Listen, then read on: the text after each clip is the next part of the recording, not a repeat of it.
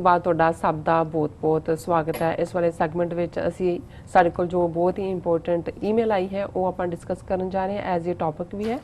ਸੋ ਅਸੀਂ ਚਾਹਾਂਗੇ ਕਿ ਤੁਸੀਂ ਨਾਲ ਇਸ ਤਰ੍ਹਾਂ ਹੀ ਬਣੇ ਰਹਿਣਾ। ਸਾਡੇ ਕੋਲੋਂ ਕਾਫੀ ਸਾਰੇ ਮੈਸੇਜ ਨੇ, ਉਹ ਵੀ ਅਸੀਂ ਟਾਈਮ ਮਿਲੇ ਤੇ ਆਪਾਂ ਸ਼ੇਅਰ ਕਰਾਂਗੇ। ਥੈਂਕ ਯੂ ਸੋ ਮਚ ਜੀ। ਡਾਕਟਰ ਸਾਹਿਬ, ਮੈਂ ਸ਼ੁਰੂ ਕਰਾਂ? ਹਾਂਜੀ। Okay, Khalistan blueprint. ਖਾਲਿਸਤਾਨ ਦਾ ਬਲੂਪ੍ਰਿੰਟ ਇਹ ਲਿਖਿਆ ਸਾਨੂੰ ਬਲਤੇਜ ਸਿੰਘ ਜੀ ਨੇ। ਸੋ ਇਹ ਲਿਖਦੇ ਨੇ ਕਿ ਸਤਿਕਾਰਯੋਗ ਡਾਕਟਰ ਸਾਹਿਬ ਨੀਲਮ ਕੌਰ ਜੀ, ਸਤਿ ਸ਼੍ਰੀ ਅਕਾਲ, ਵਾਹਿਗੁਰੂ ਜੀ ਕਾ ਖਾਲਸਾ, ਵਾਹਿਗੁਰੂ ਜੀ ਕੀ ਫਤਿਹ। ਪੰਜਾਬ ਤੋਂ ਆਈ ਹੈ ਕਰਨਾਲ ਜਾਂ ਕਰਨਾਲ, ਇੱਕ ਮਿੰਟ ਤੱਕ ਮੈਂ ਹਾਂਜੀ, ਇਹਨਾਂ ਨੂੰ ਇਹ ਆਈ ਸਾਨੂੰ ਕਰਨਾਲ ਮਹਾ ਪੰਜਾਬ ਤੋਂ। ਹਾਂਜੀ ਜੀ, ਕਿਉਂਕਿ ਉਹਨਾਂ ਨੇ ਜਦੋਂ ਮਹਾ ਪੰਜਾਬ ਕਿਹਾ ਤੇ ਉਹ ਇਹ ਮੰਨਣ ਨੂੰ ਤਿਆਰ ਨਹੀਂ ਨੇ ਜਿਵੇਂ ਕਿ ਪੰਜਾਬ ਦੇ ਟੋਟੇ ਕਰਕੇ ਉਹਨਾਂ ਨੇ ਇੱਕ ਹਰਿਆਣਾ ਬਣਾ ਦਿੱਤਾ, ਇੱਕ ਹਿਮਾਚਲ ਬਣਾ ਦਿੱਤਾ। ਸੋ ਜਦੋਂ ਉਹਨਾਂ ਨੇ ਮਹਾ ਪੰਜਾਬ ਹੀ ਕਿਹਾ ਸੋ ਇਹ ਉਹਨਾਂ ਨੂੰ ਕਲੀਅਰ ਸੀ ਕਿ ਵੀ ਅਸੀਂ ਕਰਨਾਲ 'ਚ ਬੈਠੇ ਹਾਂ ਤੇ ਅਸੀਂ ਹਰਿਆਣੇ ਦਾ ਹਿੱਸਾ ਨਹੀਂ ਹਾਂ, ਅਸੀਂ ਪੰਜਾਬ ਦਾ ਹਿੱਸਾ ਹਾਂ। ਸੋ ਉਹਨਾਂ ਨੇ ਫਤਿਹ ਬੁਲਾ ਕੇ ਬੋਲਿਆ ਕਿ ਲਿਖਿਆ ਵੀ ਉਹਨਾਂ ਨੇ, ਤੁਹਾਨੂੰ ਹੁਣ ਤੱਕ ਦੀ ਮੇਰੀ ਇਹ ਪਹਿਲੀ ਈਮੇਲ ਹੈ ਤੇ ਆਸ ਕਰਦਾ ਹਾਂ ਕਿ ਤੁਸੀਂ ਇਸ ਨੂੰ ਆਪਣੇ ਪ੍ਰੋਗਰਾਮ ਵਿੱਚ ਸ਼ਾਮਲ ਕਰੋਗੇ। ਮੈਂ ਕੋਸ਼ਿਸ਼ ਕਰਾਂਗਾ ਕਿ ਆਪਣੀ ਗੱਲ ਥੋੜੇ ਜਿਹੇ ਸ਼ਬਦਾਂ ਵਿੱਚ ਰੱਖ ਸਕਾਂ। ਮੈਂ ਇੱਕ ਅਦਨਾ ਜਿਹਾ ਸਿੱਖ ਹਾਂ ਤੇ ਪਿਛਲੇ 4 ਸਾਲਾਂ ਤੋਂ ਕਰਨਾਲ ਹਰਿਆਣੇ ਸ਼ਹਿਰ ਵਿੱਚ ਰਹਿ ਰਿਹਾ ਹਾਂ। ਪੇਸ਼ੇ ਵਜੋਂ ਮੈਂ ਇੱਕ ਪ੍ਰਾਈਵੇਟ ਨੌਕਰੀ ਕਰਦਾ ਹਾਂ ਤੇ ਇੱਕ ਹਿੰਦੂ ਪਰਿਵਾਰ ਦੀ ਲੜਕੀ ਨਾਲ ਮੇਰਾ ਵਿਆਹ ਅੱਜ ਤੋਂ 4 ਸਾਲ ਪਹਿਲਾਂ ਹੋਇਆ ਸੀ। ਤੁਹਾਡੇ ਪ੍ਰੋਗਰਾਮ ਨੂੰ ਮੈਂ ਲਗਭਗ 1 ਸਾਲ ਪਹਿਲਾਂ ਵੇਖਣਾ ਸ਼ੁਰੂ ਕੀਤਾ ਤੇ ਉਦੋਂ ਤੋਂ ਨਿਰੰਤਰ ਦੇਖਦਾ ਆ ਰਿਹਾ ਹਾਂ, ਜਿਸ ਦਾ ਕਾਰਨ ਤੁਹਾਡੀ ਦੂਰ ਅੰਦੇਸ਼ੀ ਵਾਲੀ ਸੋਚ ਤੇ ਅੰਤਰਰਾਸ਼ਟਰੀ ਰਾਜਨੀਤੀ ਉੱਤੇ ਪਕੜ ਹੈ। ਡਾਕਟਰ ਸਾਹਿਬ, ਘਰ ਵਿੱਚ ਕੋਈ ਬਹੁਤ ਜ਼ਿਆਦਾ ਧਾਰਮਿਕਤਾ ਨਾ ਹੋਣ ਦੇ ਬਾਵਜੂਦ ਮੇਰੇ ਪਿਤਾ ਜੀ ਨੇ ਹਮੇਸ਼ਾ ਸਾਨੂੰ ਬਚਪਨ ਤੋਂ ਸਿੱਖ ਵਿਚਾਰਧਾਰਾ ਬਾਰੇ ਬਹੁਤ ਕੁਝ ਦੱਸਿਆ ਤੇ ਅੱਜ ਤੱਕ ਉਹ ਨਿਰੰਤਰ ਜਾਰੀ ਹੈ। ਜਦੋਂ ਸਾਡੇ ਆਸੇ-ਪਾਸੇ ਜੰਗ ਵਾਲਾ ਮਾਹੌਲ ਤਿਆਰ ਹੋ ਰਿਹਾ ਹੈ ਤੇ ਆਉਣ ਵਾਲੇ ਸਮੇਂ ਵਿੱਚ ਇਹ ਜੰਗ ਕੋਈ ਵੀ ਰੂਪ ਲੈ ਸਕਦੀ ਹੈ, ਉਹਨਾਂ ਵਿੱਚ ਇੱਕ ਰੂਪ ਭਾਰਤ ਦੇ ਟੁਕੜੇ ਹੋ ਕੇ ਕੁਝ ਨਵੇਂ ਦੇਸ਼ ਹੋਂਦ ਵਿੱਚ ਆਉਣ ਵਾਲਾ ਹੋ ਸਕਦਾ ਹੈ। ਡਾਕਟਰ ਸਾਹਿਬ, ਮੇਰਾ ਸਵਾਲ ਜਾਂ ਬੁਝਾਰਤ ਇੰਨੀ ਕੁ ਹੈ ਕਿ ਅੱਜ ਦੀ ਤਾਰੀਖ ਵਿੱਚ ਬਹੁਤ ਸਾਰੇ ਗੈਰ ਸਿੱਖ ਤੇ ਉਹ ਸਿੱਖ ਜਿਹੜੇ ਦਿੱਲੀ ਤੋਂ ਚੱਲਣ ਵਾਲੀਆਂ ਪਾਰਟੀਆਂ ਤੋਂ ਅੱਕ ਚੁੱਕੇ ਨੇ, ਖਾਲਿਸਤਾਨ ਬਾਰੇ ਸ਼ੰਕੇ ਜ਼ਾਹਿਰ ਕਰਦੇ ਹਨ। ਪੰਜਾਬ ਦਾ ਵਪਾਰੀ ਵਰਗ ਜੋ ਕਿ ਬਹੁਤਾਤ ਰੂਪ ਵਿੱਚ ਹਿੰਦੂ ਹੈ, ਹੁਣ ਤੱਕ ਦਿੱਲੀ ਦੇ ਹੱਕ ਵਿੱਚ ਭੁਗਤਦਾ ਆਇਆ, ਪਰ ਪਿਛਲੇ ਕੁਝ ਸਮੇਂ ਤੋਂ ਸਮਾਂ ਪੁੱਠੀ ਚਾਲ ਚੱਲ ਰਿਹਾ ਹੈ ਤੇ ਖਾਲਿਸਤਾਨ ਦੇ ਕੱਟੜ ਵਿਰੋਧੀ ਹੁਣ ਖਾਲਿਸਤਾਨ ਬਾਰੇ ਕੁਝ ਅਜਿਹੇ ਸਵਾਲ ਕਰਨ ਲੱਗ ਪਏ ਨੇ ਜਿਹੜੇ ਹਨ ਤਾਂ ਤੋਖਲੇ ਭਰੇ ਨੇ, ਪਰ ਮੈਂ ਸਮਝਦਾ ਹਾਂ ਉਹਨਾਂ ਦਾ ਜਵਾਬ ਦੇਣਾ ਬਹੁਤ ਜ਼ਰੂਰੀ ਹੈ। ਅਜਿਹੇ ਸਵਾਲ ਉਹਨਾਂ ਦੇ ਅਚੇਤ ਮਨ ਵਿੱਚੋਂ ਜਨਮ ਲੈ ਰਹੇ ਨੇ ਤੇ ਇਹਨਾਂ ਸਵਾਲਾਂ ਪਿੱਛੇ ਉਹਨਾਂ ਦੀ ਮਾਨਸਿਕਤਾ ਖਾਲਿਸਤਾਨ ਬਣਨ ਤੋਂ ਬਾਅਦ ਉਹਨਾਂ ਦੇ ਆਰਥਿਕਤਾ ਨਾਲ ਸਿੱਧੇ ਰੂਪ ਵਿੱਚ ਜੁੜੇ ਹਨ ਤੇ ਅਸੀਂ ਉਹਨਾਂ ਦੇ ਸਵਾਲਾਂ ਤੋਂ ਭੱਜ ਨਹੀਂ ਸਕਦੇ, ਕਿਉਂਕਿ ਖਾਲਿਸਤਾਨ ਹੋਂਦ ਵਿੱਚ ਆਉਣ ਤੋਂ ਬਾਅਦ ਇਹ ਸਾਰੇ ਮਸਲੇ ਖੜੇ ਹੋਣਗੇ ਤੇ ਜੇਕਰ ਅਸੀਂ ਇਹਨਾਂ ਸਵਾਲਾਂ ਦੇ ਦਲੀਲ ਤੇ ਫੈਕਟਸ ਦੇ ਆਧਾਰ ਤੇ ਜਵਾਬ ਦੇਣ ਵਿੱਚ ਕਾਮਯਾਬ ਹੋ ਜਾਂਦੇ ਹਾਂ ਤਾਂ ਖਾਲਿਸਤਾਨ ਦੀ ਪ੍ਰਾਪਤੀ ਬਹੁਤ ਸੌਖੀ ਹੋ ਜਾਵੇਗੀ। ਇਹ ਸਵਾਲ ਹੇਠਾਂ ਲਿਖੇ ਅਨੁਸਾਰ ਦੇਖੇ ਜਾਂਦੇ ਹਨ। ਹਾਂ, ਮੈਂ ਬਲਤੇਜ ਸਿੰਘ ਜੀ, ਪਹਿਲਾਂ ਤਾਂ ਤੁਹਾਡਾ ਬਹੁਤ-ਬਹੁਤ ਸ਼ੁਕਰੀਆ ਅਦਾ ਕਰਦੇ ਹਾਂ। ਤੁਸੀਂ ਸਾਨੂੰ ਉੱਥੋਂ ਲਿਖ ਰਹੇ ਹੋ ਜਿਸ ਨੂੰ ਅਸੀਂ ਬੈਟਲ ਗਰਾਊਂਡ ਕਹਿੰਦੇ ਜੀ, ਔਰ ਫਿਰ ਜਿਸ ਕਲੈਰਿਟੀ ਦੇ ਨਾਲ ਤੁਸੀਂ ਸ਼ੁਰੂਆਤ ਕੀਤੀ ਹੈ ਆਪਣੀ ਲਿਖਤ ਦੀ, ਔਰ ਇਹਦੇ 'ਚ ਕੋਈ ਸ਼ੱਕ ਨਹੀਂ ਹੈ ਕਿ ਤੁਸੀਂ ਬਹੁਤ ਚੰਗੇ ਅਬਜ਼ਰਵਰ ਵੀ ਹੋ। ਤੁਸੀਂ ਉਸ ਸਾਰੇ ਸਥਿਤੀ ਦੇ ਉੱਤੇ ਤੁਹਾਡੀ ਕਾਫੀ ਠੀਕ ਪਕੜ ਹੈ, ਕਿਉਂਕਿ ਜਿਵੇਂ ਤੁਸੀਂ ਕਿਹਾ ਕਿ ਵੀ ਇੱਕ ਸਟੇਜ ਤੇ ਜਿਹੜੇ ਸਿੱਖ ਵੀ ਹਿੰਦੂ ਵਪਾਰੀ, ਕਿਉਂਕਿ ਪੰਜਾਬ ਦੇ ਵਿੱਚ ਜ਼ਾਹਰ ਹੈ ਵਪਾਰ ਦੇ ਖੇਤਰ ਦੇ ਵਿੱਚ ਸਾਡੇ ਹਿੰਦੂ ਵੀਰ ਹੀ ਰਹੇ ਨੇ ਜੀ, ਔਰ ਦੂਸਰੇ ਜਿਹੜੇ ਵੀ ਨੇ ਜਿਨ੍ਹਾਂ ਦੇ ਜਿਹੜੇ ਬਿਲਕੁਲ ਸਰਕਾਰੀ ਪ੍ਰੋਪੇਗੈਂਡੇ ਦਾ ਸ਼ਿਕਾਰ ਹੋ ਕੇ ਆਪਣੀ ਪੰਜਾਬੀ ਜ਼ਬਾਨ ਤੋਂ ਵੀ ਮੁਨਕਰ ਸੀ। ਖਾਲਿਸਤਾਨ ਦੀ ਗੱਲ ਤਾਂ ਉਹਨਾਂ ਦੇ ਅੰਦਰ ਤੱਕ ਹੀ ਜਾਣੀ ਹੈ, ਉਹਨਾਂ ਨੂੰ ਨਫ਼ਰਤ ਤੱਕ ਸੀ। ਹੁਣ ਜਿਸ ਸਿਸਟਮ 'ਚ ਉਹ ਰਹਿ ਰਹੇ ਨੇ, ਜਦੋਂ ਹੁਣ ਕੋਈ ਹਿੰਦੂ ਸੱਜਣ ਵੀਡੀਓ ਪਾ ਰਿਹਾ ਹੁੰਦਾ ਕਿ ਕਾਸ਼ ਅੱਜ ਸੰਤ ਭਿੰਡਰਾਂ ਵਾਲੇ ਹੁੰਦੇ, ਜੇ ਜਿਸ ਦੀ ਬੱਚੀ ਬੇਪਤ ਹੋ ਰਹੀ ਹੈ ਤਾਂ ਉਹਨੂੰ ਇਹ ਹੈ ਕਿ ਵੀ ਇੱਥੇ ਪੁਲਿਸ ਦੇ ਜਾਓ, ਨਾਲੇ ਬੇਪਤੀ ਹੋਈ ਹੈ, ਪੈਸੇ ਦੇ ਕੇ ਵੀ ਕੋਈ ਪੁੱਛਗਿੱਛ ਨਹੀਂ, ਤੇ ਉਹਨਾਂ ਦੇ ਸਾਹਮਣੇ ਉਹ ਦਿਨ ਆ ਰਹੇ ਨੇ ਕਿ ਕਿਵੇਂ ਸੰਤ ਭਿੰਡਰਾਂ ਵਾਲਿਆਂ ਨੇ ਜੇ ਕੋਈ ਹਿੰਦੂ ਬੱਚੀ ਨੇ ਵੀ ਜਾ ਕੇ ਕਿਹਾ ਸੀ ਕਿ ਮੇਰੇ ਨਾਲ ਦਾਜ ਕਰਕੇ ਜਾਂ ਦੂਜਾ ਹੋ ਰਿਹਾ ਤੇ ਉਹ ਸੱਦ ਕੇ ਉਹਨੂੰ ਕਹਿੰਦੇ ਸੀ, ਦੱਸ ਇਹ ਮੇਰੀ ਧੀ ਹੈ, ਦੱਸ ਤੈਨੂੰ ਕੀ ਦਾਜ ਚਾਹੀਦਾ, ਔਰ ਇਸ ਤੋਂ ਬਾਅਦ ਜੇ ਤੂੰ ਕਿਹਾ ਫਿਰ ਹੁਣ ਤੂੰ ਜ਼ਿੰਮੇਵਾਰ ਹੋਏਗਾ ਇਹਦੇ ਕਨਸੀਕੁਐਂਸਸ। ਸੋ ਅੱਜ ਔਰ ਇਹੀ ਹਾਲ ਆਰਥਿਕਤਾ ਦੇ ਹਵਾਲੇ ਨਾਲ ਹੈ। ਜੇ ਹੁਣ ਫਲੱਡਸ ਪੰਜਾਬ 'ਚ ਆਏ ਹੋਏ ਨੇ, ਪਟਿਆਲੇ ਤੋਂ ਸਾਡੇ ਸੱਜਣ ਮੈਨੂੰ ਦਿਖਾ ਰਹੇ ਸੀ ਕਿ ਈਵਨ ਪਟਿਆਲੇ ਦੀਆਂ ਮੁੱਖ ਸੜਕ ਦੇ ਉੱਤੇ 5-5 ਫੁੱਟ ਪਾਣੀ ਖੜਾ ਹੈ ਜੀ, ਔਰ ਇਹ ਪਟਿਆਲਾ ਅਮਰਿੰਦਰ ਦਾ ਔਰ ਪਰਨੀਤ ਕੌਰ ਦਾ ਸ਼ਹਿਰ ਹੈ ਜੀ। ਔਰ ਕੁੱਲ ਮਿਲਾ ਕੇ ਜਿਵੇਂ ਫਲੱਡਸ ਤੋਂ ਬਾਅਦ ਕੋਈ ਹਕੂਮਤ ਨਹੀਂ ਬੋੜੀ, ਬਾਹਰਲੇ ਸਿੱਖ ਯੂਨਾਈਟਿਡ ਸਿੱਖਸ ਹੋਏ, ਖਾਲਸਾ ਏਡ ਹੋਏ, ਗੁਆਂਢ ਪਿੰਡਾਂ ਦੇ ਸਿੱਖ ਟਰੈਕਟਰਾਂ ਤੇ ਟਰਾਲੀਆਂ ਤੇ ਕੋਈ ਉੱਥੋਂ ਗਾਰਾ ਚੁੱਕ ਰਿਹਾ, ਕੋਈ ਮੈਡੀਸਨ ਸਰਵ ਕਰ ਰਿਹਾ, ਤੇ ਉਹ ਹਿੰਦੂ ਵੀ ਪੰਜਾਬ ਕੋਈ ਹਿੰਦੂ ਜਥੇਬੰਦੀ ਜਿਹੜੀ ਕੋਈ ਸ਼ਿਵ ਸੈਨਾ ਦੂਜੇ ਇੱਧਰ ਉੱਧਰ ਜਿਹੜੀ ਭੜਕਾਊ ਬਿਆਨਬਾਜ਼ੀ ਕਰਦੀ ਹੈ ਉਹ ਨਹੀਂ ਨੇ। ਸੋ ਹੁਣ ਇਹ ਗੱਲ ਬਿਲਕੁਲ ਇਹਨਾਂ ਨੇ ਠੀਕ ਕਹੀ ਬਲਤੇਜ ਸਿੰਘ ਹੋਰਾਂ ਨੇ ਕਿ ਉਹ ਤਬਕੇ 'ਚ ਉਹ ਹੁਣ ਸੁਣਨ ਲੱਗ ਗਏ ਨੇ ਕਿ ਵੀ ਜੇ ਜਿਨ੍ਹਾਂ ਨਾਲ ਰਹਿ ਰਹੇ ਹੈ ਇਹਦਾ ਤਾਂ ਬੇੜਾ ਗਰਕ ਤੇ ਖਾਲਿਸਤਾਨ ਦੇਖਦੇ ਲਈਏ। ਜੇ ਸਿੱਖ ਇੰਨੇ ਭਲੇ ਨੇ ਬਾਹਰੋਂ ਆ ਕੇ ਇੱਥੇ ਵੀ ਸਾਨੂੰ ਵੀ ਜਦੋਂ ਲੰਗਰ ਵਰਤਾਉਂਦੇ ਨੇ, ਜਦੋਂ ਉਹਨਾਂ ਨੇ ਇਹ ਤਾਂ ਨਹੀਂ ਤਫਰਕਾ ਕੀਤਾ ਕੀ ਹੈ, ਹਰ ਇੱਕ ਦੀਆਂ ਲੋੜਾਂ ਵੀ ਪੂਰੀਆਂ ਹੁੰਦੀਆਂ ਨੇ, ਹਰ ਇੱਕ ਮੌਕੇ ਤੇ ਵੀ ਪਹੁੰਚਦੇ ਨੇ, ਔਰ ਇਸ ਸਾਰੀ ਬੈਕਗ੍ਰਾਉਂਡ 'ਚ ਉਹਨਾਂ ਦੇ ਸਵਾਲ ਜਿਹੜੇ ਨੇ ਬਹੁਤ ਅਹਿਮੀਅਤ ਰੱਖਦੇ ਨੇ। ਜੀ, ਉਹਨਾਂ ਦਾ ਪਹਿਲਾ ਸਵਾਲ ਹੈ, ਖਾਲਿਸਤਾਨ ਦੀ ਅਰਥ ਵਿਵਸਥਾ ਕਿਸ ਆਧਾਰ ਤੇ ਚੱਲੇਗੀ ਤੇ ਪੰਜਾਬ ਆਜ਼ਾਦ ਤੌਰ ਤੇ ਆਪਣੇ ਬਸ਼ਿੰਦਿਆਂ ਵਾਸਤੇ ਵਪਾਰ ਦੇ ਮੌਕੇ ਪੈਦਾ ਕਰੇਗਾ? ਦੇਖੋ, ਇਹਦੇ 'ਚ ਕੋਈ ਸ਼ੱਕ ਨਹੀਂ ਹੈ ਕਿ ਭਾਵੁਕਤਾ, ਜਜ਼ਬਾਤ ਇਹ ਬੜੇ ਜ਼ਰੂਰੀ ਹੁੰਦੇ ਨੇ ਅਣਖ ਕ੍ਰੀਏਟ ਕਰਨ ਲਈ ਨੇਸ਼ਨ ਜੀ, ਔਰ ਨੇਸ਼ਨ ਦੇ ਵਿੱਚ ਜਜ਼ਬਾ ਲੜਦਾ। ਬਿਲਕੁਲ, ਜਜ਼ਬੇ ਤੋਂ ਬਿਨਾਂ ਤੁਸੀਂ ਸਿਰਫ ਆਰਥਿਕਤਾ ਦਾ ਕੋਈ ਨਕਸ਼ਾ ਕਿਸੇ ਨੂੰ ਫੈਲਾ ਕੇ ਦਿਖਾ ਦਿਓ, ਉਹ ਲੜੇਗਾ ਨਹੀਂ। ਹਾਂ, ਜਦੋਂ ਦੇਸ਼ ਹੋਂਦ ਚ ਆਉਂਦਾ ਹੈ ਫਿਰ ਪਹਿਲੇ ਹੀ ਜਿਹੜਾ ਚੈਲੰਜ ਹੁੰਦਾ ਹੈ ਉਹ ਰੋਟੀ ਕੱਪੜਾ ਔਰ ਮਕਾਨ, ਆਰਥਿਕਤਾ ਤਾਂ ਇੱਥੋਂ ਹੀ ਸ਼ੁਰੂ ਹੁੰਦੀ ਹੈ। ਸੋ ਉਹਦੇ ਚ ਕਿਰਸਾਨੀ ਔਰ ਵਪਾਰ ਇਹ ਦੋਨੋਂ ਹੀ, ਜੇ ਅਸੀਂ ਈਵਨ ਰਣਜੀਤ ਸਿੰਘ ਪੀਰੀਅਡ ਨੂੰ ਜਿਹਨੂੰ ਸਰਕਾਰੇ ਖਾਲਸਾ ਜੀ ਉਹ ਕਹਿੰਦੇ ਹੈ, ਜੇ ਉਹਦੀ ਸਟੇਬਿਲਿਟੀ 40 ਸਾਲ ਮਹਾਰਾਜਾ ਰਣਜੀਤ ਸਿੰਘ ਦੇ ਜਿਉਂਦਿਆਂ ਰਹੀ, ਇੱਕ ਤਾਂ ਕਮਿਊਨਲ ਹਾਰਮਨੀ ਸੀ, ਇਹਦੇ ਬਾਵਜੂਦ ਕਿ 100 ਸਾਲ ਦਾ ਇੱਕ ਟਕਰਾਅ ਸੀ, ਲੇਕਿਨ ਉਸ ਦੇ ਵਿੱਚ ਹਿੰਦੂ ਸਿੱਖ ਮੁਸਲਮਾਨ ਔਰ ਮੈਰਿਟ ਦਾ ਕ੍ਰਾਈਟੇਰੀਆ ਹੋਣਾ, ਫਕੀਰ ਅਜ਼ੀਜ਼ੁਦੀਨ ਫੋਰਨ ਮਿਨਿਸਟਰ ਨੇ, ਦੀਵਾਨ ਮੂਲ ਰਾਜ ਬਣ ਜਾਂਦਾ ਹੈ, ਕੋਈ ਹੋਰ ਬਣ ਜਾਂਦਾ ਹੈ, ਮੋਹਕਮ ਚੰਦ ਵੀ ਜਨਰਲ ਹੈ, ਹਰੀ ਸਿੰਘ ਨਲੂਆ ਇੱਕ ਯਤੀਮ ਬੱਚਾ ਜਿਹੜਾ ਉਹ ਕਮਾਂਡਰ ਇਨ ਚੀਫ ਬਣਦਾ ਹੈ, ਮੈਰਿਟ ਕ੍ਰਾਈਟੇਰੀਆ।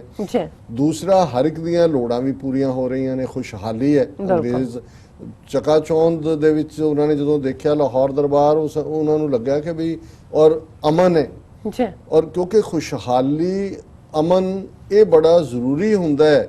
ਖੁਸ਼ਹਾਲੀ ਨਿਕਲਦੀ ਅਮਨ ਚੋਂ ਹੈ, ਕਿਉਂਕਿ ਜਿਹੜਾ ਵਪਾਰੀ ਹੈ ਉਦੋਂ ਹੀ ਫਲਰਿਸ਼ ਹੁੰਦਾ ਹੈ ਜਦੋਂ ਕਿ ਅਮਨ ਅਮਾਨ ਹੋਏ, ਨਹੀਂ ਤਾਂ ਜਿੱਥੇ ਭੱਜੋ ਨਸੀ ਦੂਜੀ ਤੀਜੀ ਹੁੰਦੀ, ਜਿਵੇਂ ਅੰਗਰੇਜ਼ੀ ਚ ਕਹਿੰਦੇ ਆ ਕਿ money is the first refugee, ਸਭ ਤੋਂ ਪਹਿਲਾਂ ਪੈਸਾ ਦੌੜਦਾ।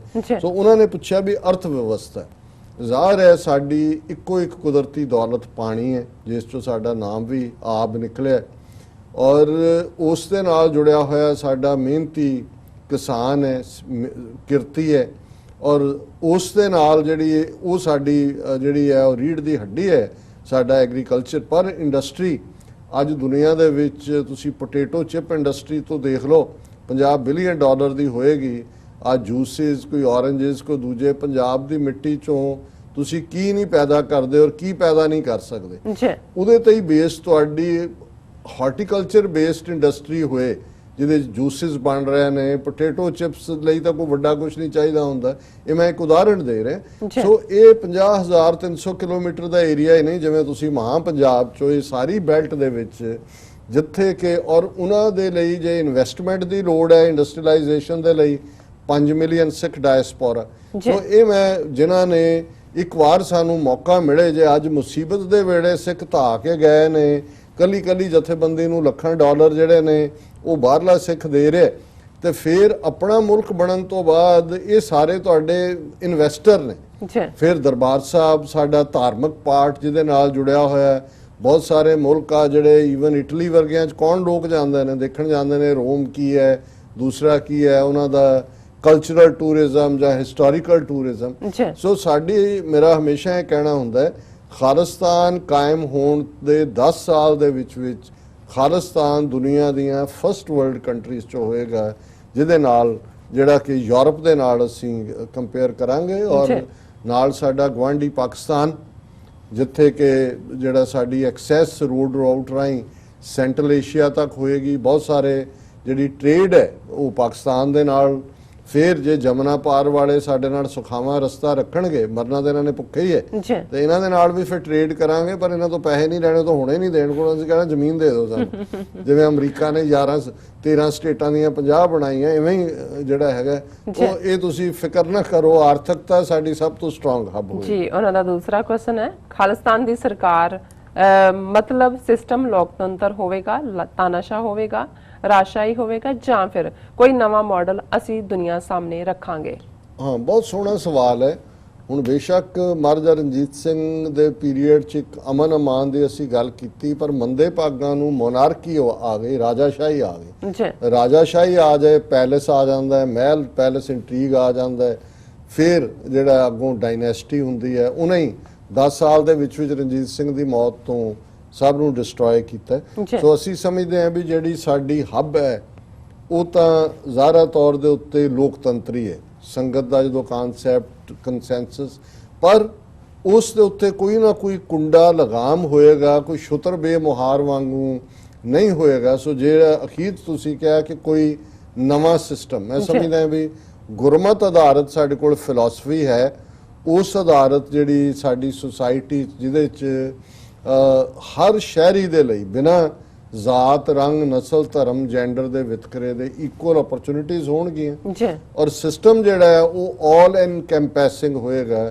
ਜਿਹੜੀ ਪਾਵਰ ਹੈ ਉਹ ਗ੍ਰਾਸ ਰੂਟ ਤੇ ਲੈਵਲ ਤੇ ਹੋਏਗੀ। ਜਿਵੇਂ ਪੰਚਾਇਤ ਸਭ ਤੋਂ ਛੋਟੀ ਯੂਨਿਟ ਹੈ, ਉਹ ਸਭ ਤੋਂ ਪਾਵਰਫੁਲ ਹੋਏਗੀ। ਅੱਧਿਓਂ ਜ਼ਿਆਦਾ ਮੁਕੱਦਮੇ ਜਿਹੜੇ ਕਿਸਾਨਾਂ ਦੇ ਸ਼ਹਿਰੀ ਵਕੀਲ ਲੁੱਟਦੇ ਨੇ, ਅਦਾਲਤਾਂ 'ਚ ਖੱਜਲ ਖਰਾਬ ਹੁੰਦੇ ਨੇ, ਉਹ ਤੁਸੀਂ ਪਿੰਡ ਲੈਵਲ ਦੇ ਉੱਤੇ ਜਿਹੜਾ ਇੰਨਾ ਕੁ ਐਮਪਾਵਰ ਕਰ ਸਕਦੇ ਹੋ। ਔਰ ਇਸ ਸਿਸਟਮ ਨੇ ਯੂਨੀਕ ਸਿਸਟਮ ਹੋਏਗਾ ਜਿਹਦੇ ਵਿੱਚ best of the most of the systems plus Gurmat ਤੇ ਬੇਸਡ ਜਿਹੜੀ ਹੈ ਉਸ ਨੂੰ ਅਸੀਂ ਬਿਲਕੁਲ। ਉਹਨਾਂ ਦਾ ਥਰਡ ਕੁਐਸਚਨ ਹੈ, ਖਾਲਿਸਤਾਨ ਵਿੱਚ ਦਲਿਤ ਵੀਰਾਂ ਵਾਸਤੇ ਇਹਨਾਂ ਲਿਖਿਆ ਹੈ ਰਿਜ਼ਰਵੇਸ਼ਨ ਬਾਰੇ ਕੀ ਪਾਲਿਸੀ ਹੋਵੇਗੀ? ਦੇਖੋ, ਪਹਿਲੀ ਗੱਲ ਮੇਰੀ ਕੱਲ ਵੀ ਇੱਕ ਵੀਰ ਨਾਲ ਗੱਲ ਹੋ ਰਹੀ ਸੀ ਪੰਜਾਬ 'ਚ, ਜਦੋਂ ਦਲਿਤ ਲਫ਼ਜ਼ ਇਸਤੇਮਾਲ ਹੁੰਦਾ ਹੈ ਅਸੀਂ ਵੀ ਕਰਦੇ ਹਾਂ, ਕਿਉਂਕਿ ਗਾਂਧੀ ਨੇ ਹਰੀਜਨ ਕੀਤਾ ਸੀ, ਡਾਕਟਰ ਅੰਬੇਦਕਰ ਨੇ ਰਿਜੈਕਟ ਕੀਤਾ ਕਿ ਇਹਦਾ ਮਤਲਬ ਹੀ ਹੋਰ ਹੁੰਦਾ ਹੈ। ਦਲਿਤ ਦਾ ਮਤਲਬ ਹੈ ਦਲਿਆ ਹੋਇਆ, ਓਪਰੈਸਡ। ਔਰ ਜਦੋਂ ਅਸੀਂ ਸਿੱਖੀ ਦੀ ਗੱਲ ਕਰਦੇ ਹਾਂ ਜਿਹਦੇ ਤੇ ਬੇਸਡ ਖਾਲਿਸਤਾਨ ਦੀ ਗੱਲ ਹੈ, ਉਸ ਲਈ ਮੇਰਾ ਕਹਿਣਾ ਹੁੰਦਾ ਹੈ 6 of the Dalit, by the Dalit, for ਦਾ ਦਲਿਤ। ਸੋ ਜਿਹੜਾ ਅੱਜ ਦਾ ਪੰਜਾਬ ਵੀ ਹੈ 50,300 ਸਕੁਅਰ ਕਿਲੋਮੀਟਰ, ਜੇ ਦਲਿਤ ਨੂੰ ਮੰਨੂ ਡੈਫੀਨੇਸ਼ਨ ਜਾਂ ਇੰਡੀਅਨ ਕਨਸਟੀਟਿਊਸ਼ਨ ਦੇ ਹਵਾਲੇ ਨਾਲ ਦੇਖੀਏ ਤੇ 33-34% ਆਬਾਦੀ ਅੱਜ ਪੰਜਾਬ ਦੇ ਵਿੱਚ ਦਲਿਤ ਭਾਈਚਾਰੇ ਦੀ ਹੈ। ਸੋ ਮੈਂ ਸਮਝਦਾ ਹਾਂ ਵੀ ਉਹ ਤਾਂ ਰਾਜ ਦੇ ਮੁੱਖ ਅੰਗ ਹੋਣਗੇ, ਅੰਗ ਹੀ ਨਹੀਂ, ਉਹ ਡਰਾਈਵਿੰਗ ਫੋਰਸ ਵੀ ਹੋਣਗੇ। ਸੋ ਇਹ ਖਾਲਿਸਤਾਨ ਦੇ ਸ਼ਹਿਰੀ ਡਿਬੇਟ ਕਰਕੇ ਜੇ ਉਹਨਾਂ ਨੂੰ ਆਪਣੇ ਉਸ ਮੁਤਾਬਕ ਰਿਜ਼ਰਵੇਸ਼ਨ ਠੀਕ ਲੱਗੇਗੀ ਉਹਦਾ ਹਿੱਸਾ ਹੋਏਗਾ, ਲੇਕਿਨ ਉਹ ਡਿਸੀਜਨ ਮੇਕਰ ਹੋਣਗੇ। ਇਹ ਨਹੀਂ ਹੈ ਕਿ ਡਿਸੀਜਨ ਕਿਸੇ ਹੋਰ ਨੇ ਕੀਤਾ ਹੈ ਤੇ ਬਾਅਦ ਦੇ ਵਿੱਚ ਜਿਹੜਾ ਜਿਸ ਤਰੀਕੇ ਦੇ ਨਾਲ ਅੱਜ ਡੀਲ ਕੀਤਾ ਜਾ ਰਿਹਾ। ਸੋ ਇਹ ਜਿਹੜੀ ਐਮਪਾਵਰਮੈਂਟ ਹੈ, ਜਿਹੜੇ ਵੀਕਰ ਸੈਕਸ਼ਨ ਨੇ ਸੁਸਾਇਟੀ ਦੇ, ਇਕਨੋਮਿਕਲ ਬੇਸਿਸ ਦੇ ਉੱਤੇ ਵੀ, ਔਰ ਜ਼ਾਹਰ ਹੈ ਜ਼ਾਤ ਪਾਤ ਦਾ ਕੋਡ ਉਸ ਦਾ ਸਾਡਾ ਸਮਾਜ ਵੀ ਸ਼ਿਕਾਰ ਹੈ। ਇਸ ਨੂੰ ਜੜੋਂ ਕੱਢਣ ਦੇ ਲਈ ਜਿਹੜਾ ਅਲਟੀਮੇਟਲੀ ਡਿਸੀਜਨ ਮੇਕਿੰਗ ਜਿਹੜੀ ਹੈ ਉਹ ਭਾਈਚਾਰੇ ਦੇ ਕੋਲ ਹੋਏਗੀ, ਜਿਹੜਾ ਕਿ ਆਪਸੀ ਬ੍ਰਦਰਹੁੱਡ ਡਿਸਾਈਡ ਕਰੇਗਾ ਕਿ ਉਹਨਾਂ ਨੇ ਕਿਵੇਂ ਇੱਕ ਇਕੁਅਲ ਇਗਾਲੀਟੇਰੀਅਨਿਜ਼ਮ, ਇਕੁਆਲੀਟੇਰੀਅਨਿਜ਼ਮ ਵਾਲੀ ਸੁਸਾਇਟੀ ਜਿੱਥੇ ਹਰ ਇੱਕ ਦਾ ਵਿਕਾਸ ਹੋਏ, ਜਿੱਥੇ ਹਰ ਇੱਕ ਦੀ ਸੇ ਹੋਏ ਪੋਲੀਟੀਕਲ ਲਾਅ ਮੇਕਿੰਗ। ਜੇ ਨਹੀਂ ਹੈ ਵੀ 4.5% ਜਾਂ 3.5% ਬਾਹਮਣ ਜਿਹੜੇ ਨੇ ਉਹ 97% ਦੇ ਉੱਤੇ ਆ ਕੇ ਕੰਟਰੋਲ ਕਰ ਰਹੇ ਨੇ, ਨਾਂ ਦੀ ਜਮਹੂਰੀਅਤ ਰੱਖੀ ਹੋਈ ਹੈ, ਇਵੇਂ ਨਹੀਂ ਹੋਏਗਾ। ਬਿਲਕੁਲ। ਖਾਲਿਸਤਾਨ ਦਾ ਵਿਦਿਅਕ ਸਿਸਟਮ ਕਿਹੋ ਜਿਹਾ ਹੋਵੇਗਾ? ਦੇਖੋ, ਵਿਦਿਅਕ ਤਾਂ ਮੈਂ ਸਮਝਦਾ ਹਾਂ ਵੀ ਸਿੱਖ ਮਾਈਂਡਸੈਟ ਜਿਹੜਾ ਹੈ ਉਹ ਲੇਟੈਸਟ ਟੈਕਨੋਲੋਜੀ ਲਈ ਹੈ। ਅਸੀਂ ਉਸ ਕਿਸਮ ਦਾ ਜਿਹੜਾ ਜ਼ਾਹਰ ਹੈ ਗ੍ਰਾਸ ਰੂਟ ਲੈਵਲ ਤੇ ਸਾਡੀ ਮਦਰ ਟੰਗ ਪੰਜਾਬੀ ਇਹ ਇੱਕ ਮਸਟ ਪਾਰਟ ਹੈ, ਔਰ ਇਸ ਦੇ ਨਾਲ ਇੰਟਰਨੈਸ਼ਨਲੀ ਜਿਹੜਾ ਖੁੱਲਾ ਮਾਡਰਨ ਐਜੂਕੇਸ਼ਨ ਸਿਸਟਮ ਹੈ ਉਸ ਦੇ ਨਾਲ। ਪਰ ਇਸ ਸਾਰੇ ਦੇ ਵਿੱਚ ਜਿਹੜਾ ਸਦਾਚਾਰ ਹੈ, ਮੋਰਲ ਵੈਲਿਊਜ਼ ਨੇ, ਉਹਨਾਂ ਦੀ ਜ਼ਰੂਰ ਥਾਂ ਹੋਏਗੀ ਐਜੂਕੇਸ਼ਨ 'ਚ। ਪਰ ਜਿਵੇਂ ਬਾਹਰਲਾ ਸਿਸਟਮ ਜਿਹੜਾ ਵੈਸਟਰਨ ਐਜੂਕੇਸ਼ਨ ਦਾ ਹੈ, ਇਸ ਦਾ ਇੱਕ ਵੱਡਾ ਹਿੱਸਾ ਜਿਹੜਾ ਹੈ ਉਹ ਤੁਹਾਡੀ ਸਾਇੰਟੀਫਿਕ ਤਰੱਕੀ, ਰਿਸਰਚ, ਫਿਊਚਰ ਦੇ ਗੋਲ ਉਹਨਾਂ ਦੇ ਲਈ ਇੰਪੋਰਟੈਂਟ ਹੈ। ਪਰ ਉਹਦੇ 'ਚ ਜਿਵੇਂ ਮੈਂ ਕਿਹਾ ਵੀ ਜਿਹੜੀਆਂ ਸਦਾਚਾਰਕ ਵੈਲਿਊਜ਼ ਔਰ ਲੋਕਲ ਪੰਜਾਬੀ ਕਲਚਰ ਨੂੰ ਜਿਹੜੀ ਅਹਿਮੀਅਤ ਦੇਣ ਦੀ ਲਾਈਨ ਗ੍ਰਾਸ ਰੂਟ ਲੈਵਲ ਤੋਂ ਇਹ ਉਹਦਾ ਅਹਿਮ ਹਿੱਸਾ ਹੋਏਗਾ ਜੀ ਵਿਦਿਅਕ ਪਾਲਿਸੀ। ਉਹਨਾਂ ਦਾ 5th ਕੁਐਸਚਨ ਹੈ, ਖਾਲਿਸਤਾਨ ਵਿੱਚ ਗ੍ਰਾਮ ਸਭਾ ਨਗਰ ਨਿਗਮ ਤੇ ਰਾਜ ਪ੍ਰਬੰਧ ਵਿੱਚ ਲੋਕਾਂ ਨੂੰ ਖੁਦ ਮੁਖਤਿਆਰੀ ਹੋਵੇਗੀ? ਬਿਲਕੁਲ ਹੋਏਗੀ। ਉਹ ਮੈਂ ਆਲਰੇਡੀ ਜਵਾਬ ਦੇ ਚੁੱਕਾ ਹਾਂ ਕਿ ਜਿਹੜੀਆਂ ਗ੍ਰਾਸ ਰੂਟ ਲੈਵਲ ਦੀ ਮੈਂ ਪੰਚਾਇਤ ਕਿਹਾ ਸੀ, ਉਹਦੇ 'ਚ ਗ੍ਰਾਮ ਸਭਾ ਹੈ ਜਾਂ ਮਿਊਨਿਸਪੈਲਿਟੀ ਜਿਹਨੂੰ ਕਹਿੰਦੇ ਨੇ, ਜਾਂ ਹੁਣ ਇੰਪਰੂਵਮੈਂਟ ਟਰਸਟ ਬਣਾਏ ਹੋਏ ਨੇ। ਅਸੀਂ ਸਮਝਦੇ ਹਾਂ ਵੀ ਜਿਹੜੀ ਪਾਵਰ ਹੈ ਜਦੋਂ ਤੱਕ ਗ੍ਰਾਸ ਰੂਟ ਲੈਵਲ ਤੇ ਟਿਕਲ ਡਾਊਨ ਨਹੀਂ ਹੁੰਦੀ, ਉਦੋਂ ਤੱਕ ਸਾਰੇ ਪਾਵਰ ਦੇ ਵਿੱਚ ਆਪਣੇ ਆਪ ਨੂੰ ਭਾਗੀਦਾਰ ਨਹੀਂ ਸਮਝਦੇ। ਇਹ ਜਿਹੜਾ ਬੜੀ ਬਿਲਕੁਲ ਉਹਨਾਂ ਦੇ ਕੋਲ ਪਾਵਰ ਹੋਏਗੀ, they will be all powerful. ਬਿਲਕੁਲ।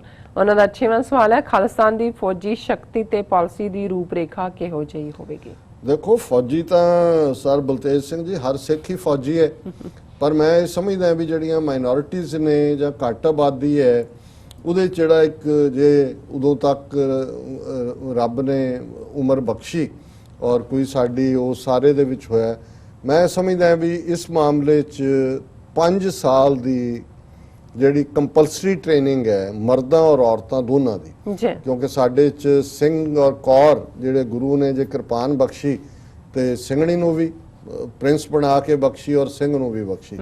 ਸੋ ਮੈਂ ਸਮਝਦਾ ਵੀ ਸਾਡੀ army well trained to the latest with the equipped with the latest weapons ਉਹ ਹੋਣੀ ਚਾਹੀਦੀ ਹੈ, ਹੋਏਗੀ ਵੀ। ਲੇਕਿਨ ਹਰ ਸ਼ਹਿਰ ਹੀ 5-5 ਸਾਲ ਦੇ ਲਈ ਉਹ ਐਨਸੀਸੀ ਦੇ ਡਰਾਮਿਆਂ ਵਾਂਗ ਨਹੀਂ, 5 ਸਾਲ ਦੀ ਰੈਗੂਲਰ ਟ੍ਰੇਨਿੰਗ ਮਸਟ ਹੋਏਗਾ ਕਿ 5 ਇਅਰਸ ਟ੍ਰੇਨਿੰਗ। ਔਰ ਇਹ ਸਿੰਗਾਪੁਰ ਵਰਗੇ ਔਰ ਮੇਰੇ ਖਿਆਲ ਇਜ਼ਰਾਈਲ ਨੇ ਵੀ ਲਾਗੂ ਕੀਤਾ ਹੋਇਆ, ਹੋਰ ਵੀ ਕਿਤੇ ਹੋਏਗਾ। ਇਹ ਜ਼ਰੂਰ ਹੈ ਕਿਉਂਕਿ ਇਹਦੇ ਲਈ ਫਿਜ਼ੀਕਲ ਫਿਟਨੈਸ ਵੀ ਹੋਏਗੀ। ਇਹ ਨਹੀਂ ਪੁਲਿਸ ਵਾਲੇ ਦੇਖ ਲਓ ਗੋਗੜਾਂ ਛੱਡੀਆਂ, ਇਹ ਨਹੀਂ ਪਤਾ ਹੁੰਦਾ ਵੀ ਬੰਦਾ ਦੌੜ ਰਿਹਾ ਕਿ ਗੋਗੜ ਦੌੜ ਰਹੀ ਹੈ। ਸੋ ਲੇਕਿਨ ਇਹ ਫਿਟਨੈਸ ਲਈ ਵੀ ਔਰ ਹਰ ਕੋਈ ਤਾਂ ਕਿ ਐਜ਼ ਏ ਸੋਲਜਰ ਜਿਹੜਾ ਉਹ ਆਪਣੇ ਆਪ ਨੂੰ ਮਹਿਸੂਸ ਕਰੇ। ਬਿਲਕੁਲ। ਉਹਨਾਂ 7th ਕੁਐਸਚਨ ਹੈਗਾ, ਖਾਲਿਸਤਾਨ ਵਿੱਚ ਡੇਰੇ ਨੂੰ ਮੰਨਣ ਵਾਲੇ ਵੀਰਾਂ ਵਾਸਤੇ ਕੋਈ ਥਾਂ ਹੋਵੇਗੀ ਜਾਂ ਨਹੀਂ? ਦੇਖੋ, ਮੈਂ ਸਮਝਦਾ ਵੀ ਇਹ ਬੜਾ ਅਹਿਮ ਸਵਾਲ ਹੈ ਜੀ। ਮੈਂ ਲੋਕਾਂ ਦੀ ਨਿੱਜੀ ਜ਼ਿੰਦਗੀ 'ਚ ਸਰਕਾਰ ਦੀ ਦਖਲਅੰਦਾਜ਼ੀ ਨਹੀਂ ਹੋਣੀ ਚਾਹੀਦੀ, ਇਸ ਅਮਰੀਕਨ ਕਨਸੈਪਟ ਨੂੰ ਮੈਂ ਮੰਨਦਾ ਜੀ। ਪਰ ਜੇ ਤੁਸੀਂ ਲੋਕਾਂ ਨੂੰ ਬੈਸਟ ਐਜੂਕੇਸ਼ਨ ਦਿੰਦੇ ਹੋ, ਹੁਣ ਇਹ ਡੇਰਾਵਾਦ ਹੋਏ, ਇਹ ਜੰਤਰ ਮੰਤਰ ਤੰਤਰ ਹੋਣ, ਜਿਹੜਾ ਸਾਰਾ ਹੁਣ ਜੇ ਸਟੇਟ ਹਿੰਦੂਤਵਾ ਸਟੇਟ ਉਹ ਮੰਤਰੀਆਂ ਦੇ ਜੰਤਰੀਆਂ ਦੇ ਤੰਤਰੀਆਂ ਦੇ ਐਨੂਅਲ ਕੋਰਸ ਸ਼ੁਰੂ ਕਰਦੇ ਨੇ, ਵਜ਼ੀਫੇ ਦਿੰਦੇ ਨੇ, ਉਹਨਾਂ ਦੇ ਹਵਨ ਕਰਵਾਉਂਦੇ ਨੇ। ਆ ਹੁਣ ਅਪਾਚੇ ਜਹਾਜ਼ ਉਤਾਰੇ ਪਠਾਨਕੋਟ ਚੋਂ, ਫੌਜੀ ਚੀਫ ਹੈ ਔਰ ਨਾਲ ਉਹਦੇ ਫੌਜੀ ਨੇ, ਤੇ ਪੰਡਤ ਜਿਹੜਾ ਨਾਰੀਅਲ ਤੋੜ ਕੇ ਉਹਨਾਂ ਦਾ ਉਦਘਾਟਨ ਕਰ ਰਿਹਾ ਅਪਾਚੇ ਦਾ। ਮੈਂ ਕਿਹਾ ਉਹਦਾ ਇੰਜਣ 'ਚ ਪਾਓ ਉਹਦਾ ਨਾਰੀਅਲ ਦਾ ਪਾਣੀ, ਕਿਉਂਕਿ ਚੱਲਣਾ ਤਾਂ ਇੰਜਣ ਨੇ। ਹੁਣ ਜਦੋਂ ਸਟੇਟ ਜਿਹੜੀ ਹੈ ਉਹ ਸੁਪਰਸਟੀਸ਼ਨ ਨੂੰ ਔਰ ਇਸ ਕਿਸਮ ਦਾ ਜਿਹੜਾ ਫਰਾਡ ਹੈ ਉਹਨੂੰ ਐਨਕਰੇਜ ਕਰਦੀ ਹੈ ਤੇ ਲੋਕ ਭ੍ਰਮਤ ਹੁੰਦੇ ਨੇ। ਮੈਂ ਸਮਝਦਾ ਹਾਂ ਵੀ ਸਰਕਾਰ ਕੋਲ ਕਿਸੇ ਨੂੰ ਜਬਰੀ ਬੰਦ ਨਹੀਂ ਹੋਣਾ ਚਾਹੀਦਾ।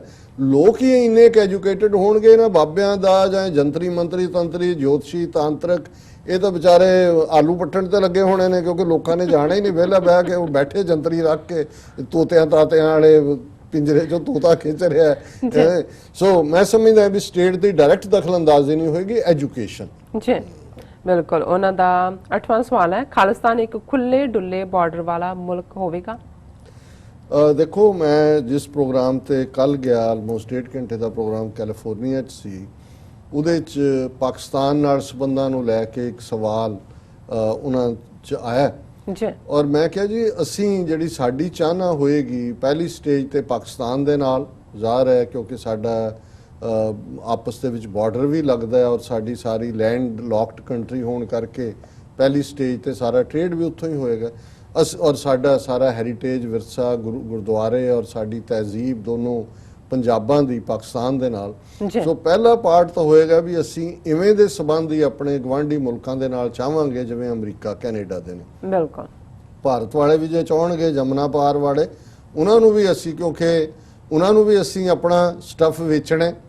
ਔਰ ਬਿਲਕੁਲ ਇਹ ਖੁੱਲੇ ਡੁੱਲੇ ਬਾਰਡਰ ਵਾਲਾ, ਇਹ ਜਿਹੜੇ ਉਹ ਡਰਾਮਾ ਜਿਹਾ ਵਾਘਾ ਤੇ ਖੜਾ ਕਰਕੇ ਬੂਟ ਤੇ ਬੂਟ ਮਾਰ ਰਹੇ ਹੁੰਦੇ ਨੇ, ਜੋਕਰ ਇਕੱਠੇ ਕੀਤੇ ਹੋਏ, ਹਜ਼ਾਰਾਂ ਇਧਰ ਇਕੱਠੇ ਕੀਤੇ ਹੁੰਦੇ ਨੇ, ਹਜ਼ਾਰ, ਇਹ ਡਰਾਮੇਬਾਜ਼ੀ ਬੰਦ ਹੋਏਗੀ। ਇਹ ਠੀਕ ਹੈ, ਤੁਹਾਨੂੰ ਬਾਰਡਰ ਪ੍ਰੋਟੈਕਟ ਕਰਨੇ ਪੈਂਦੇ ਨੇ, ਕੋਈ ਡਰੱਗ ਸਮਗਲਿੰਗ ਦਾ ਹੋਏਗਾ, ਸਮਗਲਰ ਨੇ, ਕਿਡਨੈਪਰ ਨੇ, ਹੋਰ ਸਟੇਟ ਤਾਂ ਸਟੇਟ ਹੈ, ਤੁਸੀਂ ਸਾਰਿਆਂ ਨੂੰ ਤਾਂ ਜਿਹੜਾ ਉਹ ਮਹਾਤਮਾ ਬੁੱਧ ਨਹੀਂ ਨਾ ਬਣਾ ਸਕਦੇ, ਜਾਂ ਉੱਥੇ ਨਹੀਂ ਹੋਣਗੇ, ਕ੍ਰਿਮੀਨਲ ਵੀ ਹੋਣਗੇ, ਸ਼ਰਾਬੀ ਕਬਾਬੀ ਵੀ ਹੋਣਗੇ, ਕੋਈ ਹੋਰ ਗਲਤ ਅਨਸਰ ਵੀ ਹੋਣਗੇ, ਤੁਹਾਨੂੰ ਬਾਰਡਰਸ ਦੇ ਉੱਤੇ ਆਪਣੀ ਸਿਕਿਉਰਿਟੀ ਰੱਖਣੀ ਪੈਂਦੀ ਹੈ, ਪਰ ਇਹ ਡਰਾਮੇਬਾਜ਼ੀ ਨਹੀਂ ਹੋਏਗੀ, ਬਾਰਡਰ ਖੁੱਲੇ ਡੁੱਲੇ ਹੋਣਗੇ। ਜੀ, ਉਹਨਾਂ ਦਾ ਅਗਲਾ ਨਵਾਂ ਸਵਾਲ ਹੈ, ਖਾਲਿਸਤਾਨ ਵਿੱਚ ਪਤਿਤ ਸਿੱਖ ਵੀਰਾਂ ਵਾਸਤੇ ਕੋਈ ਜਗ੍ਹਾ ਹੋਵੇਗੀ? ਨਹੀਂ, ਦੇਖੋ ਅਗੇਨ ਬਲਤੇਜ ਸਿੰਘ ਜੀ, ਤੁਸੀਂ ਬਹੁਤ ਚੰਗੇ ਸਵਾਲ ਕਰ ਰਹੇ ਹੋ।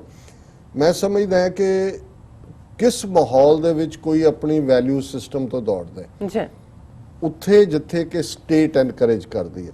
ਸੋ ਮੈਂ ਸਮਝਦਾ ਹਾਂ ਵੀ ਧਰਮ ਆਧਾਰਿਤ ਜਦੋਂ ਅਸੀਂ ਵਿਤਕਰਾ ਇਵਨ ਦੂਸਰੇ ਧਰਮਾਂ ਵਾਲਿਆਂ ਨਾਲ ਵੀ ਨਹੀਂ ਕਰਾਂਗੇ, ਜਿਹੜੇ ਪਤਿਤ ਨੇ ਉਹ ਆਪਣੇ ਬੱਚੇ ਬੱਚੀਆਂ ਨੇ, ਜਿਹੜੇ ਉਸ ਘਰੇਲੂ ਮਾਹੌਲ 'ਚ ਉਹ ਪ੍ਰਚਾਰ ਦੀ ਕਮੀ ਹੈ, ਕੋਈ ਹੋਰ ਹੈ। ਸੋ ਮੈਂ ਸਮਝਦਾ ਹਾਂ ਵੀ ਇਹ ਖੁੱਲੀ ਡੁੱਲੀ ਸੁਸਾਇਟੀ ਜਿਵੇਂ ਤੁਸੀਂ ਕਿਹਾ, ਪਰ ਉਸ ਦਾ ਧੁਰਾ ਜਿਹੜਾ ਹੈ ਉਹ ਸੱਚ ਹੋਏਗਾ, ਧੁਰਾ ਜਿਹੜਾ ਉਹ ਸਿੱਖੀ ਨਾਲ ਜੁੜਿਆ ਹੋਇਆ ਹੋਏਗਾ, ਰੱਬ ਨਾਲ ਜੁੜਿਆ ਹੋਇਆ ਹੋਏਗਾ, ਔਰ ਉਸ ਦੇ ਲਈ ਸਭ ਦੇ ਲਈ ਜਿਹੜਾ ਉਹ ਥਾਂ ਹੋਏਗੀ ਉਹਦੇ 'ਚ ਨਫ਼ਰਤ ਔਰ ਕੋਈ ਵੀ ਇਸ ਤਰੀਕੇ ਦੀ ਜਿਹੜੀਆਂ ਪਾਬੰਦੀਆਂ ਜਿਨ੍ਹਾਂ ਦੇ ਥੱਲੇ ਤੁਸੀਂ ਡੰਡੇ ਦੇ ਨਾਲ ਧਰਮ ਤੁਸੀਂ ਥੋੜੀ ਪ੍ਰੀਚ ਕਰਦੇ ਹੋ। ਇਹ ਤੁਹਾਡਾ ਫੇਥ ਜਿਹੜਾ ਹੈ ਉਹ ਪਿਆਰ ਦੇ ਬੇਸਡ ਹੈ, ਔਰ ਮੈਂ ਨਹੀਂ ਸਮਝਦਾ ਵੀ ਇਸ ਕਿਸਮ ਦੀਆਂ ਕੋਈ ਜਿਹੜੀਆਂ ਨੇ ਪਾਬੰਦੀਆਂ ਉਹ ਤੁਹਾਡੇ ਮਜ਼ਹਬ ਨੂੰ ਬਿਹਤਰ ਬਣਾਉਂਦੀਆਂ ਨੇ। ਜੀ, 10ਵਾਂ ਸਵਾਲ ਹੈਗਾ ਉਹਨਾਂ ਦਾ, ਖਾਲਿਸਤਾਨ ਵਿੱਚ ਟੈਕਸ ਸਿਸਟਮ, ਟੋਲ ਸਿਸਟਮ ਕਿਹੋ ਜਿਹਾ ਹੋਵੇਗਾ ਜਾਂ ਫਿਰ ਹੋਵੇਗਾ ਹੀ ਨਹੀਂ? ਦੇਖੋ, ਜਦੋਂ ਤੁਸੀਂ ਕੋਈ ਵੀ ਮਾਸ਼ਰਾ ਚਲਾਣਾ ਹੈ, ਲੋਕਾਂ ਦਾ ਵੈਲਫੇਅਰ ਦੇ ਲਈ ਵੀ ਤੁਹਾਨੂੰ ਟੈਕਸ ਤਾਂ ਉਹਦਾ ਮਸਟ ਹੁੰਦਾ ਹੈ। ਵੈਸੇ ਵੀ ਸਾਨੂੰ ਅਸੀਂ ਜਦੋਂ ਸਿੱਖ ਦੇ ਨਾਤੇ ਦਸਵੰਧ ਦੇ ਕਨਸੈਪਟ ਦੀ ਗੱਲ ਕਰਦੇ ਹਾਂ, 10ਵਾਂ ਹਿੱਸਾ ਗੁਰੂ ਦੇ ਨਾਂ ਤੇ ਦੇਣ ਦੀ ਗੱਲ ਹੈ, ਤੇ ਜਦੋਂ ਇੱਕ ਸੱਚ ਆਧਾਰਿਤ ਸਟੇਟ ਦਾ ਹਰ ਸ਼ਹਿਰੀ ਸਿੱਖ, ਹਿੰਦੂ, ਮੁਸਲਮਾਨ, ਈਸਾਈ ਜਾਂ ਜਿਹਦਾ ਕੋਈ ਵੀ ਕਿਸੇ 'ਚ ਫੇਥ ਨਹੀਂ ਹੈ, ਟੈਕਸ ਸਿਸਟਮ ਹੋਏਗਾ। ਪਰ ਮੈਨੂੰ ਉਸ ਲਿਹਾਜ਼ ਦੇ ਨਾਲ ਜਿਹੜਾ ਅਮਰੀਕਾ ਦਾ ਸਿਸਟਮ ਹੈ, ਜਿਹਦੇ 'ਚ ਕਿ ਫੈਡਰਲ ਲੈਵਲ ਦੇ ਉੱਤੇ ਔਰ ਦੂਜਾ ਕਾਫੀ ਤੁਹਾਨੂੰ ਪਤਾ ਹੈ, ਭਾਵੇਂ ਵੱਡਾ ਹਿੱਸਾ ਲੈ ਜਾਂਦੇ ਨੇ ਲੇਕਿਨ ਤੁਹਾਨੂੰ ਸੜਕਾਂ ਦੇ ਵਿੱਚ ਟੋਏ ਤਾਂ ਨਹੀਂ ਮਿਲਦੇ ਜਾਂ ਕੋਈ ਹੋਰ ਨਹੀਂ ਹੈ, ਸਾਰੀਆਂ ਨੇ। ਸੋ ਅਸੀਂ ਜ਼ਾਹਰ ਹੈ ਹੋਏਗਾ ਟੈਕਸ ਸਿਸਟਮ ਤੋਂ ਬਿਨਾਂ ਤਾਂ ਕੋਈ ਹਕੂਮਤ ਨਹੀਂ ਚੱਲਦੀ, ਅਦਰਵਾਈਜ਼ ਤਾਂ ਜਿਹੜਾ ਉਹ ਬਿਲਕੁਲ ਹੀ ਫਿਰ ਨਹੀਂ ਰਹੇਗਾ ਕੁਝ ਵੀ। ਲੇਕਿਨ ਇਸ ਨੂੰ ਇੰਪਰੂਵਾਈਜ਼ਡ ਸਿਸਟਮ ਹੋਏਗਾ ਜਿਹਦੇ 'ਚ ਸ਼ਹਿਰੀਆਂ ਨੂੰ ਸਹੂਲਤ ਵੀ ਹੋਏ ਔਰ ਉਸ ਦੇ ਨਾਲ ਉਸ ਦਾ ਹਾਂ ਇਹ ਜ਼ਰੂਰ ਹੋਏਗਾ ਕਿ ਵੀ ਇਹ ਨਹੀਂ ਹੈ ਕਿ ਗਰੀਬਾਂ ਤੋਂ ਜਾਂ ਜਿਹੜੇ ਤਨਖਾਹ ਵਾਲੇ ਨੇ ਉਹਨਾਂ ਤੋਂ ਟੈਕਸ ਉਗਰਾਇਆ ਜਾ ਰਿਹਾ ਹੈ। ਵਪਾਰੀ ਜਿਹੜੇ ਨੇ ਉਹ ਝੂਠੇ ਅਕਾਊਂਟੈਂਟ ਰੱਖ ਕੇ ਔਰ ਇੱਧਰ ਉੱਧਰ ਫਿਗਰਸ ਨੂੰ ਘੁਮਾ ਘਮੂ ਕੇ ਟੈਕਸ ਤੋਂ ਬਚ ਜਾਂਦੇ ਨੇ। ਆਪਣੇ ਟਰੰਪ ਸਾਹਿਬ 18 ਸਾਲ ਇਹਨਾਂ ਨੇ ਕੋਈ ਟੈਕਸ ਨਹੀਂ ਦਿੱਤਾ। ਜਦੋਂ ਉਹਨਾਂ ਨੂੰ ਪੁੱਛਿਆ ਕਿ ਜੀ ਤੁਸੀਂ ਨੇ ਕਹਿੰਦੇ smart people don't pay taxes. So ਇਦਾਂ ਦੇ ਸਮਾਰਟ ਪੀਪਲ ਨਹੀਂ ਖਾਲਿਸਤਾਨ ਨਹੀਂ, ਬਿਲਕੁਲ ਨਹੀਂ ਹੋਣੇ ਚਾਹੀਦੇ ਜੀ। ਮੇਰੇ ਖਿਆਲ ਉਹਨਾਂ ਨੂੰ ਆਪਣੇ ਸਵਾਲਾਂ ਦੇ ਜਵਾਬ ਮਿਲ ਗਏ ਨੇ। ਸੋ ਉਹਨਾਂ ਨੇ ਅੱਗੇ ਵੀ ਲਿਖਿਆ ਕਿ ਮੈਂ ਜਾਣਦਾ ਹਾਂ ਕਿ ਇਸ ਸਮੇਂ ਇਹ ਸਵਾਲ ਸਮੇਂ ਤੋਂ ਬਹੁਤ ਪਹਿਲਾਂ ਕੀਤੇ ਹੋ ਸਕਦੇ ਨੇ, ਪਰ ਮੌਜੂਦਾ ਸਮੇਂ ਵਿੱਚ ਜਦੋਂ ਲੋਕਾਂ ਤੇ ਨੇਤਾਵਾਂ ਨੂੰ ਇਲੈਕਸ਼ਨ ਮੈਨੀਫੈਸਟੋ ਪੜ੍ਹਨ ਦੀ ਆਦਤ ਪੈ ਗਈ ਹੈ, ਉਸ ਵੇਲੇ ਇਹ ਬਹੁਤ ਜ਼ਰੂਰੀ ਹੋ ਜਾਂਦਾ ਹੈ ਕਿ ਸਾਡੇ ਰੋਸ਼ਨ ਦਿਮਾਗ ਸਿੱਖ ਖਾਲਿਸਤਾਨ ਦਾ ਇੱਕ ਬਲੂਪ੍ਰਿੰਟ ਤਿਆਰ ਕਰਕੇ ਦੁਨੀਆ ਦੇ ਸਾਹਮਣੇ ਪੇਸ਼ ਕਰਨ, ਤਾਂ ਜੋ ਕਿ ਇਸ ਸੰਘਰਸ਼ ਨੂੰ ਹੋਰ ਸੁਥਰੇ ਤਰੀਕੇ ਨਾਲ ਅੱਗੇ ਵਧਾਇਆ ਜਾ ਸਕੇ। ਇਸ ਬਲੂਪ੍ਰਿੰਟ ਦੇ ਆਉਣ ਤੋਂ ਬਾਅਦ ਮੈਨੂੰ ਪੂਰੀ ਉਮੀਦ ਹੈ ਕਿ ਪੰਜਾਬ ਦੇ ਬਹੁਤ ਸਾਰੇ ਹਿੰਦੂ ਵੀਰ ਵੀ ਸਾਡਾ ਸਾਥ ਦੇਣ ਲਈ ਘਰੋਂ ਨਿਕਲ ਪੈਣਗੇ, ਭਾਵੇਂ ਉਹ ਸਵਾਰਥਵਸ ਹੋ ਕੇ ਹੀ ਨਾਲ ਖੜਨ। ਜੇਕਰ ਹੋ ਸਕੇ ਤਾਂ 2020 ਦੇ ਰੈਫਰੈਂਡਮ ਤੋਂ ਪਹਿਲਾਂ ਇਹ ਬਲੂਪ੍ਰਿੰਟ ਦੁਨੀਆ ਸਾਹਮਣੇ ਰੱਖਿਆ ਜਾਵੇ ਤਾਂ ਨਤੀਜੇ ਯਕੀਨਨ ਸਾਡੇ ਹੱਕ ਵਿੱਚ ਜਾ ਸਕਦੇ ਹਨ। ਅੱਜ ਵਾਸਤੇ ਇੰਨਾ ਹੀ, ਤੇ ਮੈਂ ਅੱਗੇ ਤੋਂ ਵੀ ਤੁਹਾਨੂੰ ਆਪਣੇ ਦਿਲ ਦੀਆਂ ਗੱਲਾਂ ਦੱਸਦਾ ਰਹਾਂਗਾ। ਵਾਹਿਗੁਰੂ ਜੀ ਕਾ ਖਾਲਸਾ, ਵਾਹਿਗੁਰੂ ਜੀ ਕੀ ਫਤਿਹ। ਉਹਨਾਂ ਨੇ ਕਿਹਾ ਖਾਲਸਾ ਜ਼ਿੰਦਾਬਾਦ। ਜ਼ਿੰਦਾਬਾਦ, ਜ਼ਿੰਦਾਬਾਦ। ਬਲਤੇਜ ਸਿੰਘ ਜੀ ਬਹੁਤ ਬਹੁਤ ਸ਼ੁਕਰੀਆ, ਤੁਹਾਡੇ ਬਹੁਤ ਹੀ ਚੰਗੇ ਬਹੁਤ ਹੀ ਨਾਈਸ ਸਵਾਲ ਵੀ, ਔਰ ਜਿਹੜਾ ਤੁਸੀਂ ਕਨਕਲੂਡ ਵੀ ਕੀਤਾ ਹੈ ਕਿ ਸਾਡਾ ਬਲੂਪ੍ਰਿੰਟ ਔਰ ਅਸੀਂ ਵਰਲਡ ਸਿੱਖ ਪਾਰਲੀਮੈਂਟ ਦਾ ਮਾਡਲ ਜਿਹੜਾ ਸਰਬੱਤ ਖਾਲਸਾ ਦੀ ਅਪਰੂਵਲ ਨਾਲ ਅੱਗੇ ਤੁਰ ਰਿਹਾ ਹੈ, ਉਸ ਦੇ ਉੱਤੇ ਵੀ ਥੋੜਾ ਬਹੁਤ ਕੰਮ ਕਰ ਰਹੇ ਹਾਂ। ਪਰ ਅਸੀਂ ਸਮਝਦੇ ਹਾਂ ਵੀ ਇਹ ਟਾਸਕ, ਕਿਉਂਕਿ ਮੇਰਾ ਇੱਕ ਇੰਡੀਵਿਜੂਅਲ ਓਪੀਨੀਅਨ ਹੈ, ਜਦੋਂ ਅਸੀਂ ਕਲੈਕਟਿਵ ਲੀਡਰਸ਼ਿਪ ਦੇ ਕਨਸੈਪਟ ਨੂੰ ਉਭਾਰ ਰਹੇ ਹਾਂ ਔਰ ਇਸ ਕਿਸਮ ਦਾ ਡਾਕੂਮੈਂਟ ਹਰ ਇੱਕ ਦੀ ਰਾਏ ਦੇ ਨਾਲ, ਮੈਂ ਸਮਝਦਾ ਹਾਂ ਵੀ ਉਹਨੂੰ ਕਨਸਟੀਟਿਊਸ਼ਨ ਅਸੀਂ ਨਹੀਂ ਕਹਿ ਸਕਦੇ। ਕਨਸਟੀਟਿਊਸ਼ਨ ਤਾਂ ਸ਼ਹਿਰੀ ਬਣਾਉਂਦੇ ਹੁੰਦੇ ਨੇ, ਬਟ ਇੱਕ ਡਾਇਰੈਕਟਿਵ ਲੈਵਲ ਦੇ ਉੱਤੇ ਕੁਛ ਨਾ ਕੁਛ ਇਸ ਕਿਸਮ ਦਾ, ਹਾਲਾਂਕਿ ਉਹਦੇ 'ਚ ਜੋ ਮੈਂ ਕਿਹਾ ਇਹਦੇ ਕੁਛ ਬੀਜ ਮਾਤਰ ਗੱਲਾਂ ਡੈਕਲੇਰੇਸ਼ਨ ਆਫ ਇੰਡੀਪੈਂਡੈਂਸ ਜਿਹੜੀ 29 ਅਪ੍ਰੈਲ 1986 ਦੀ ਹੈ ਖਾਲਿਸਤਾਨ ਦੀ, ਉਹਦੇ 'ਚ ਮੌਜੂਦ ਨੇ। ਪਰ ਫਰਦਰ ਉਹਨਾਂ ਦੀ ਜਿਹੜੇ ਤੁਸੀਂ ਜਿਵੇਂ ਫਰਦਰ ਸਪਲਿਟ ਕੀਤਾ ਉਹਨੂੰ ਸਵਾਲਾਂ 'ਚ, ਉਹਨਾਂ ਨੂੰ ਜ਼ਰੂਰ ਡੀਲ ਕਰਨਾ ਚਾਹੀਦਾ ਜੀ, ਹੈ। ਡਾਕਟਰ ਔਰ ਸਾਹਿਬ। ਅਸੀਂ ਕੋਸ਼ਿਸ਼ ਕਰਾਂਗੇ ਇਸ ਦੇ ਉੱਤੇ ਆਉਣ ਵਾਲੇ ਇੱਥੇ ਲੈਣੇ ਆ ਬ੍ਰੇਕ। ਵਿਊਅਰਸ ਤੁਸੀਂ ਨਾਲ ਇਸ ਤਰ੍ਹਾਂ ਬਣੇ ਰਹਿਣਾ, ਮਿਲਦੇ ਆ ਛੋਟੇ ਬ੍ਰੇਕ ਤੋਂ ਬਾਅਦ।